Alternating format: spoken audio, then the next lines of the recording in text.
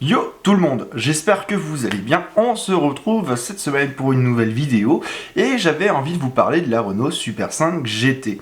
Semaine dernière, je vous ai parlé un peu de l'œuvre de Gandini et une de ses œuvres automobiles les plus importantes et finalement la moins singulière de toutes, c'est la Renault Super 5.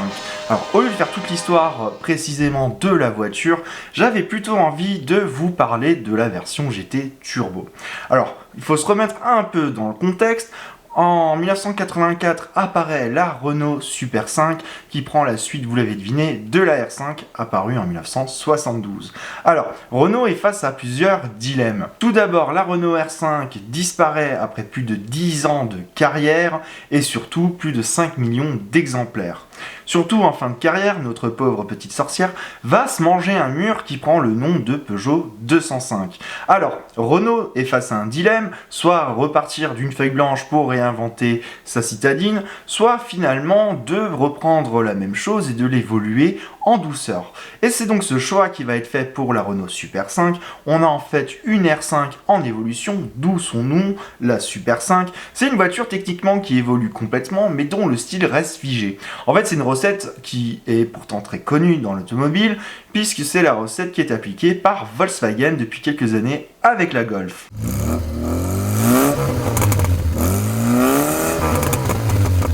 Alors le style de la Super 5, il est plutôt poli, il est propre, on est sur une grande simplicité des lignes avec Gandini, qui ne fait finalement qu'une évolution du style et des éléments forts du langage esthétique de la Renault R5 sur la Super 5. Alors, la R5 était donc un banger, mais la Super 5 va rester un peu en retrait. Alors oui, comme je vous disais il y a 2 minutes, il y avait face à elle la 205 qui éclate tous les scores, mais Renault, lui, va jouer la douceur. Enfin, il faut dire déjà qu'à l'époque, la gamme Renault est quand même archi complète.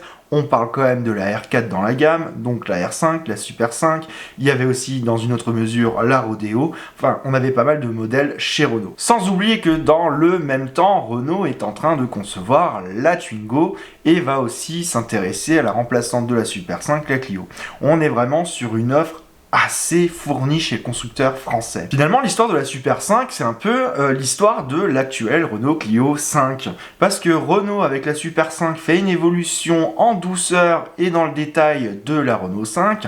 Parce que finalement, c'est tous les défauts de la R5 qui sont gommés. On pense à la rouille, aux défauts de structure de la voiture. Je pense aussi à la mécanique et au design de la voiture qui vieillit. On est sur une voiture qui est sortie début des années 70, qui au milieu des années 80 est totalement dépassée. Renault part sur une feuille blanche, mais avec une voiture qui n'évolue pas ou peu en termes de design. Parce que si la première Renault 5, elle est conçue en interne, puisque c'est Michel Bouet à qui on doit le design de la Renault 5, eh bien c'est Gandini, auteur de Miura et autres Countach, qui s'y colle. D'ailleurs, j'ai sorti une vidéo semaine dernière où je vous parle de ces véhicules-là, où j'avais envie de vous parler de ces œuvres automobiles, où d'ailleurs je parle un peu de véhicules pas forcément très connus dans la longue carrière de Gandini. Bon, au milieu des années 80, Gandini est donc son propre patron, il dirige Gandini Design et il est au summum de sa carrière. Bref, je vais pas me focaliser plus sur l'histoire de la Super 5, on fera une vidéo à son sujet un peu plus tard, mais on va tout de suite pas arriver en 1986, date de lancement de la Super 5 GT Turbo.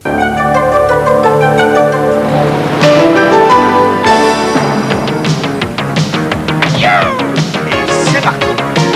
Avance.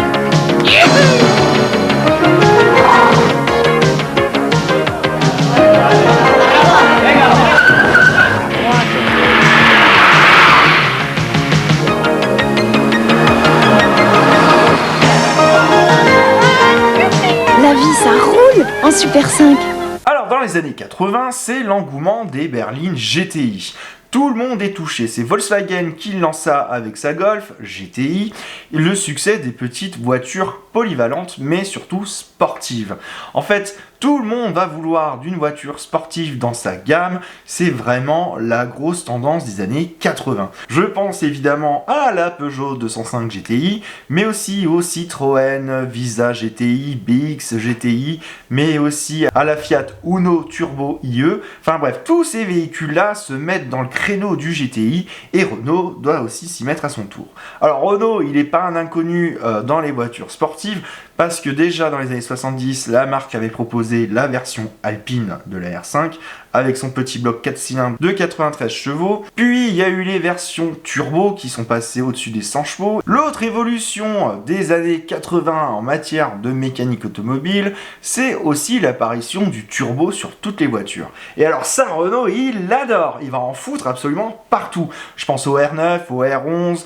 Il y a eu tellement de voitures qui vont être équipées du turbo, la R18. J'ai pas la liste en tête, mais il y a tellement de bagnoles que Renault va gaver au turbo que même la petite Super 5 va avoir droit à sa version turbo compressée.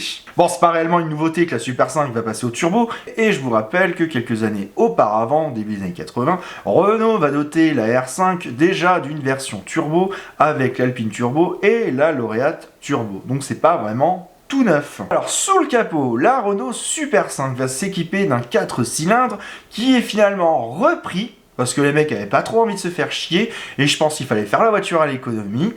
C'est que le moteur Cléon de la R5 Lauréate Turbo est repris. Mais alors les ingénieurs Renault vont quand même le retravailler puisque la voiture va profiter d'une version 1400 turbo compressée de 115 chevaux, soit quand même 10 chevaux de plus que la Peugeot 205 GTI. Et surtout, la puissance est disponible dès 3500 tours minutes. Alors Renault ne part pas sur quelque chose de totalement inédit, mais la voiture va gagner un échangeur RR et un nouveau carburateur. Faut dire qu'entre-temps, Peugeot ne se laisse absolument pas faire et revoit très vite la copie de la Peugeot 205 GTI. En 87, la Lyon passe à 130 chevaux et évidemment, je vais mettre de côté la version PTS de 115 chevaux parce que c'était un kit à l'époque et pas une vraie motorisation au sein de la gamme Peugeot. Renault va finalement réagir dès le millésime 87 en dotant la Super 5 GT Turbo d'une nouvelle version de 120 chevaux avec une rigidité accrue du châssis et une tenue de route retravaillée par les équipes de Renault. Alors en termes d'esthétique, la Renault Super 5 se fait beaucoup plus exubérante que la Renault 5 Alpine ou Lauréate Turbo. Alors, on retrouve des jantes à alu, les anti-brouillard, on note aussi les pare-chocs retravaillés avec un liseré rouge et des autocollants sur le bas des flancs. Alors elle a aussi des élargisseurs d'ailes ou encore un béquet. À bord, on retrouve des sièges baquets et un contour noir au lettrage orange. On est vraiment sur une citadine qui s'éloigne complètement du style très discret de la 205 GTI, mis à part encore si vous optez pour la version PTS qui était beaucoup plus voyante. Mais Renault fait vraiment une voiture qui est beaucoup plus voyante. On est quand même sur une sportive qui montre ses muscles, la voiture est beaucoup plus exubérante. Bref, Renault montre qu'il a le plumage qui est égal au ramage. Je crois que c'est ça. Pour les options, Renault propose une liste pas très longue, mais quand même assez complète. Donc il faudra forcément piocher dans les options. Déjà, on note les vitres électriques, mais surtout une option très intéressante pour la tenue de route de la voiture, c'est une monte de pneus en 195. Et c'est la taille des pneus qui est recommandée pour ne pas transformer votre Super 5 GT Turbo en version de la mort. En fait, cette monte plus épaisse propose une meilleure tenue de route que la monte classique que proposait la GT Turbo de série. Parce que si le moteur était vif et pétillant, il mettait rapidement à mal le train avant. D'ailleurs, c'est de là que part le fait du surnom de la Renault Super 5 qui est une bombinette. La petite Renault va être rapidement reconnue pour ses qualités. Elle est agile, performante et surtout, elle offre beaucoup de confort. En fait, Renault, dès le départ de la conception de la GT Turbo, imagine une voiture sportive pour le quotidien avec un supplément confort, d'où son nom de GT. Parce que plus que réellement sportive, la petite française est une voiture à l'esprit grand tourisme qui conviendra pour tout le monde pour la vie de tous les jours. Mission réussie pour Renault, puisque finalement elle s'aligne sur la Peugeot 205, qui elle offre plus un mix sportif que réellement confortable. Alors malheureusement pour la Renault Super 5 GT Turbo, elle ne connaîtra pas une très longue carrière. Elle va s'effacer au bout de seulement 5 ans de carrière en 1990, avec évidemment, vous l'aurez deviné, l'arrivée de la Renault Clio. Alors, dire que la Super 5 GT n'a pas eu une grande carrière ou qu'elle n'a pas été un grand succès est une erreur. Parce que finalement, en seulement 5 ans, la Renault GT Turbo est un véritable succès. En fait, elle s'écoule tout de même à plus de 160 000 exemplaires. J'ai fait un petit calcul pour ça. Il faut se dire que la Peugeot 205 GTI, ça représente 330 000 exemplaires. Alors oui, c'est le double, donc forcément, on peut parler d'un banger. Mais derrière la success story de la GTI, enfin de la Peugeot, il faut se rendre à l'évidence d'un truc, c'est que la 205 a eu une carrière de 10 ans. Donc finalement, si on les ramène sur 5 ans, eh bien, les deux se sont vendus pratiquement au même chiffre. Alors oui, la Peugeot s'est mieux vendue, mais elle a eu une carrière plus longue. Aujourd'hui, vous vous en doutez, trouver un exemplaire d'une Renault Super 5 GT Turbo en excellent état d'origine est un véritable calvaire, voire un supplice, car bon nombre d'exemplaires ont soit fini dans le fossé, soit bon nombre ont terminé entre les mains de Kevin et de ses potes Jackie dans le tuning. La GT Turbo n'affiche pas 3 lettres mythiques sur ses ailes ou encore sur sa malle de coffre. Pourtant, elle a véritablement l'esprit d'une petite sportive. C'est vraiment une citadine sur laquelle on a le droit de se faire plaisir au quotidien avec ses performances. Parce que moi je trouve, dites en commentaire si vous en pensez ou pas, je trouve que finalement, on ne pense pas forcément dans les sportives à la Super 5 GT. On a la Golf qui est la reine des GTI, mais on a aussi la 205 GTI qui s'est imposée. Et du coup finalement, la petite Renault, elle est un peu dans l'ombre de ces deux grandes sportives des années 80. Et là, je vais vous parler d'une véritable rareté pour terminer notre vidéo. Je vais vous parler de la version Alain-Oreille. Alors, la GT Turbo, elle va s'enrichir en fin de carrière d'une version inédite.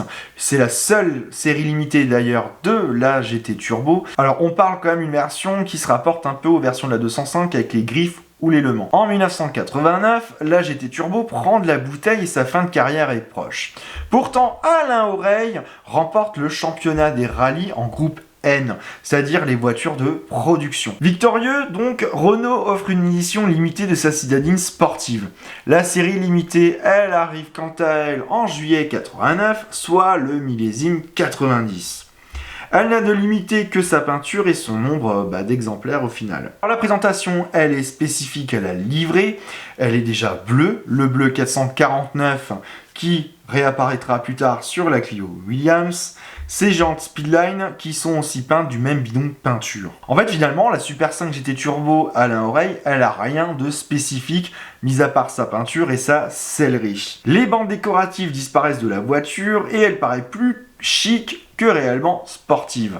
Ce qui est quand même con pour une voiture qui se veut sportive. À bord, la bombinette soigne son intérieur avec des motifs triangle bleu clair et une sellerie gris. Alors par contre, la véritable spécificité de la version Alain-Oreille, c'est que c'est la seule GT Turbo qui n'a pas été fabriquée en France. Cette dernière, elle sort directement du site belge d'Arren à Vilvoorde. Désolé s'il y a des Belges qui nous regardent. Pour clôturer la vidéo, eh bien, je voulais terminer sur ces deux fun facts que j'ai trouvé hyper intéressants sur la version Alain-Oreille. Déjà, sachez que au Royaume-Uni, eh bien, Alain-Oreille est un inconnu. Donc, si un jour sur le Bon Coin vous tombez sur une série limitée Raider, eh ben, c'est tout à fait normal. Alain-Oreille est inconnu au Royaume-Uni et la voiture va donc simplement changer de nom. Tandis que si vous continuez à chercher sur Bon Coin, il y a de fortes chances que vous tombiez sur la GT Turbo Le Mans.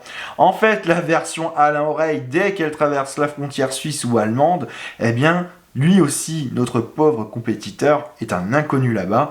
Et la voiture prend simplement le nom de série limitée Le Mans. Mais alors, aussi, attention, elle ne propose pas 115 ou 120 chevaux, mais un moteur 1,7 litre de 94 chevaux. Ouais, c'est joli, c'est sportif, mais ça n'a rien dans le ventre. Ça me rappelle les GT Line qu'on fait aujourd'hui. On arrive désormais au terme de cette vidéo. J'espère que vous avez appris des choses sur la GT Turbo. Moi, je vous remercie de votre fidélité. Je vous remercie aussi pour tous ceux qui s'abonnent, qui commentent d'ailleurs. Merci encore à vos retours et à nos échanges. Et moi, je vous dis à plus. Ciao!